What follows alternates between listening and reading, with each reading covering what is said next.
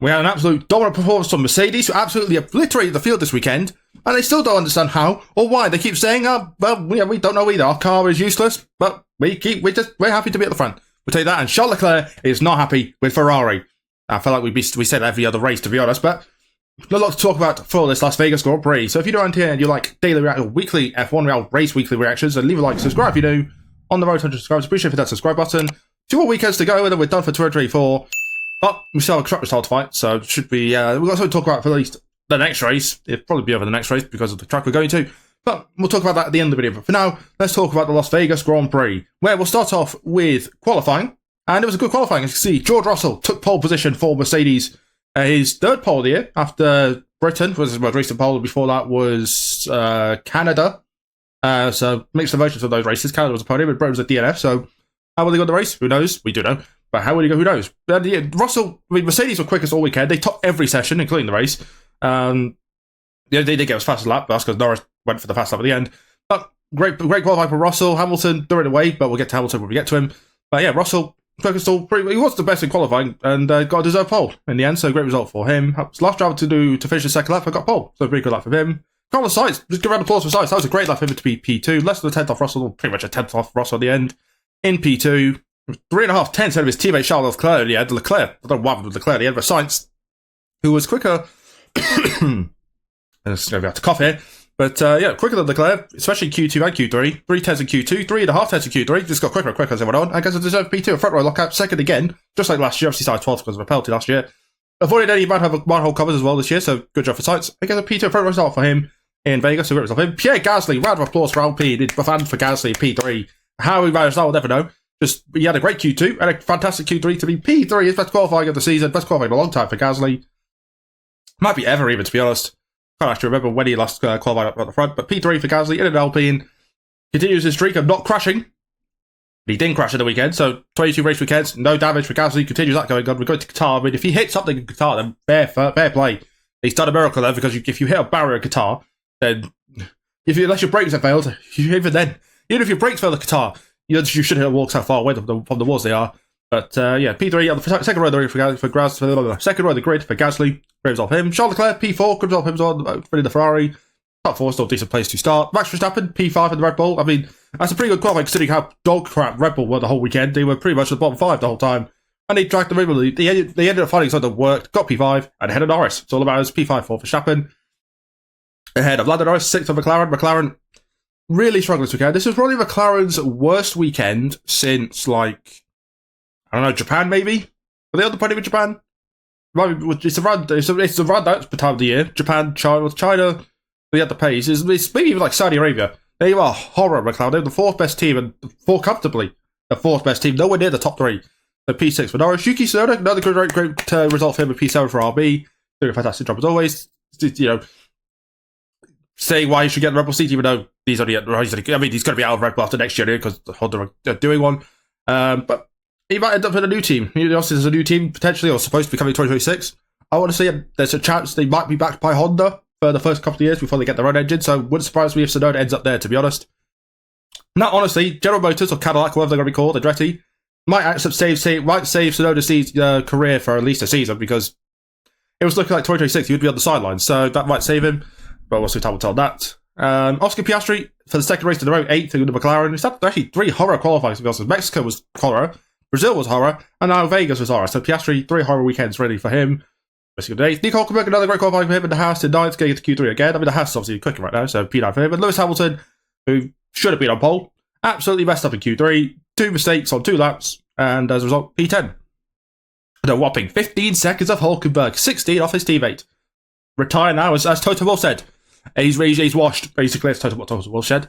And Q2, Esteban Ocon just beside the end in the top 10 in 11th. Kevin Magnussen in the Haas, back after obviously missing Brazil, was 12th. Joe Guan Yu, give him a slight round of applause for that. P13, dragging that absolute lawnmower of a thing to P13. Franco Colapinto does not deserve a round of applause.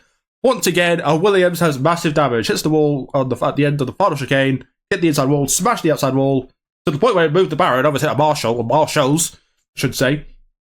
Big damage, 14th, ended up starting in the pit lane, but did race, so that was that. So something at least, but yeah, not good for him. Liam Lawson, bit of a stinker, to be honest, really. 15th, barely got a Q1. and then messed up his second lap in Q2, and it was up P15, so not good for him. And at Q1, the standard, there's a 3 days guaranteed in life, death, taxes, and Sergio Perez having a horror weekend. Well, it's kind of be classed as a horror weekend, or is it just a normal weekend at this point?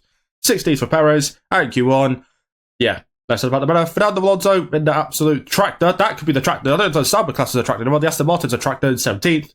With Alex Albon, messed up his final lap in the end, I think in Q1, ended up in 18th. Valtteri Bottas, who was starting last end because of the penalty, was 19th. Obviously, he won't be in F1 next year. That's out of all the drivers not going to be able to win next year, Valtteri Bottas is the one I'm most sad about. Because Bottas is just a legend. He's an icon. The last 3 years, he's become an absolute icon. And the fact he's not going to be in F1 next year is a shame. And he'll probably never be in F1 again. It's a real shame. And Lance Stroll, who had issues with practice 3 because his car broke down. Go out with 2 minutes to go and posted a lap. And actually, to be fair, to go out and only do 1 lap and to be within the pace is pretty good at the end, in 20th for him, but still last, nevertheless. So that was qualifying, and on to the race. As you can see, George Russell won the Las Vegas Grand Prix for Mercedes. An absolute dominant performance for him. Led off the start. Almost going to take by Leclerc. There was a close battle with Leclerc. But once Leclerc destroyed his tyres, Russell took off. This was about lap 3 or 4. And then we never saw him again until lap 50. I'm not even joking. They did not show Russell once at all until the final lap. So, yeah, great job for Russell. Second win of the year for him after Austria. Obviously, did get disqualified in Belgium, but gets his second win. And as a result, that's now 7 multi-winners, or multi-time winners this year.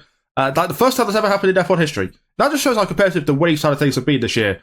Like, 7 different drivers, 7 drivers have won a race, and 2, they've won multiple races. That's actually, I mean, it does help when you have 24 races. To be fair, it's 22 races. In 22 races, that's happened.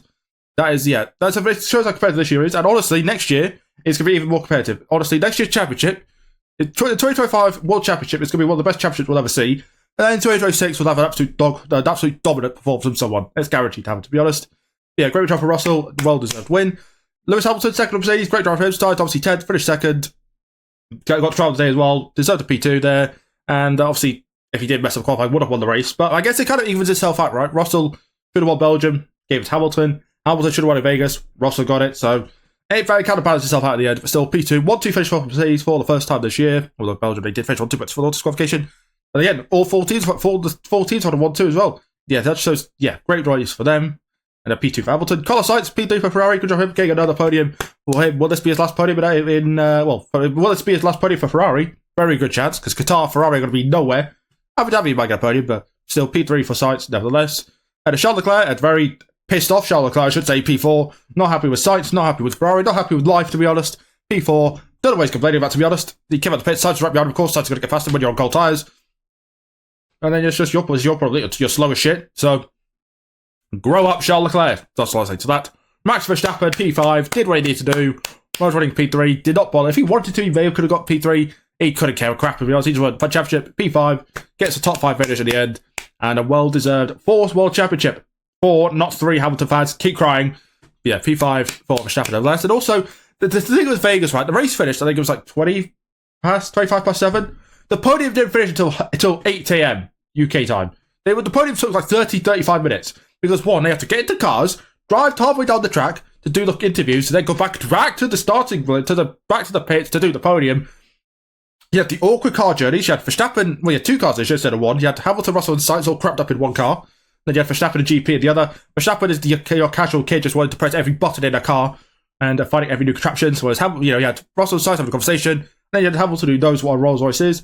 Found the mirror, casual mirror in the top of the car. Looked out the window. Hello. Just awkward, it was just awkward. It's just awkward, isn't it? And then, we eventually got to the podium, but it took about half an hour. But still, classic Vegas, to be honest. Lando Norris, P6 in McLaren. McLaren absolutely nowhere. Obviously, did get the fastest lap, which could be a crucial point for the Constructors' Championship. Obviously, that's still a big fight. The gap with the truck is 24 points for McLaren's favour.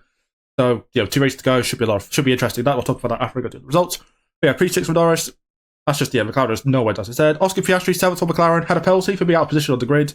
Didn't really cost him anyway. Would have been P7 anyway, so it is what it is. Nico Hulkenberg, great job for him. P8 for Haas. Great result for him. Back in the points. Obviously, after his horror show last time. 5 points finishes in the last 6 races for Hulkenberg, by the way. Great result for him. And big points for Haas. Now up to 6th in the championship with those points. Yuki Tsunoda, 9th for RB. Good race for him. Gets a couple of points. Does obviously lose a couple of points to Haas, though, but still 2 points nevertheless. And Sergio Perez gets a point. He's back in the points. It's a point. 1 point in 3 races for Perez. Or 2 if he could sprint to Brazil. Perez a point in the end. But to be fair to Perez, he had an absolute dive bomb and a half on Magnussen and Lawson. A fantastic move. That's honestly contender for overtaking the season. It will generally go down to one of the overtakes of the season. Definitely overtaken in November. Well, we've already had one race in November, I think, or two. But still, great drive for Perez. Great move for Perez. Let's have the race together, but gets a point at least. Complete points. Fernando Alonso somehow dragged that car to 11th, with Kevin Magnussen 12th. Joe Guan Yu, round of applause, P13 in the Sauber, good job him. Franco Colapinto, pit lane to 14th, was good. Lance Stroll, 15th to Aston Martin, who somehow, his crew forgot he pitted. Stroll was in the pits, waiting for half a minute before they found the tyres. Liam Lawson, there's a stinker of a weekend for him, 16th. Although I will say this about Lawson, Qatar, he's finishing 9th, because so far Lawson has got 9th, 16th, 9th, 16th, so 9th is next, then 16th in Abu Dhabi. Casual, to be honest. Esteban Ocon, who gave himself a drive-through penalty because he felt like doing a drive-through penalty. He completely missed his pits, so he had to pit twice. Ends up 17th, and one lap down. Valtteri Bottas, yeah, the less about his race, the better. Just nowhere, 18th, one lap down. Then two cars retired from the race. Alex Albon, whose miserable season continues. Basically 5 DNFs in a row for Albon. Retired again, was running at the points. When you finish there, he would have been around Alonso to maybe 11th, maybe. But still, he would have been close to be had with Perez. For a point, we had to retire with overheating issues. But yeah, as I said, his last normal race was Azerbaijan, Singapore, overheating issues. America, United States, COTA, whatever you want to call it. Caught up with Ocon in lap 1, had a damaged car, finished the race, but he might as well have retired. He said he should have retired. What was after Mexico, the lap 1 crash with Tsunoda. Not his fault. Again, not his fault. Brazil, obviously crashing qualifying, that was his fault.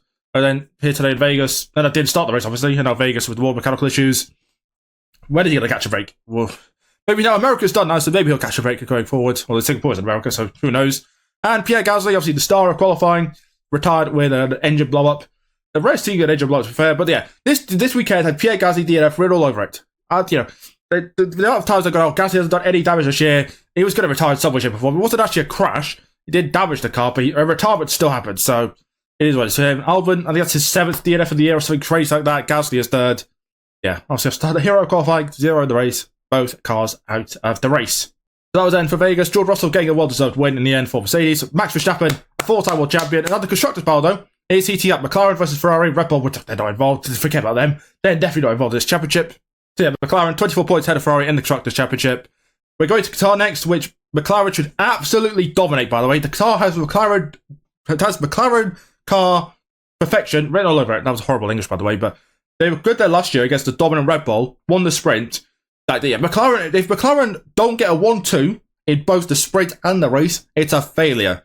And if they do get 1-2, then there's a very, very good chance they win the championship in Qatar. Ferrari as well have said Qatar is going to be an absolute horror show for them, so McLaren probably should go McLaren, Red Bull, Mercedes, Ferrari maybe? I don't know. Ferrari are going to be nowhere basically, so McLaren should win the Constructors' Championship next race, but we'll see if that's going to happen. But at least we still have a championship to go to battle for the next 2 races in the Constructors. McLaren or Ferrari, who will get it? Who knows? Obviously, for once, McLaren or Ferrari are going to win a championship. It's just been Red Bull and Mercedes since 2009. Yeah, you might as well include Broad as that, because Broad is basically Mercedes. Ferrari, first championship since 2008. McLaren, first championship since 1998, from the constructor standpoint, anyway. Yeah, it's been a while, but we're finally going to get title again. So, who will it be? Who knows? So 2 races to go. Start next week. Should be the week after. Obviously, you have F2 as well for these next 2 races, and F1 Academy. So, yeah, so a lot of racing to go for these next 2 weekends. So, if you enjoyed the video, like, subscribe to that. Check out these videos, we'll see anything else on this channel, and subscribe to it there, and I'll see you next one. Bye, guys.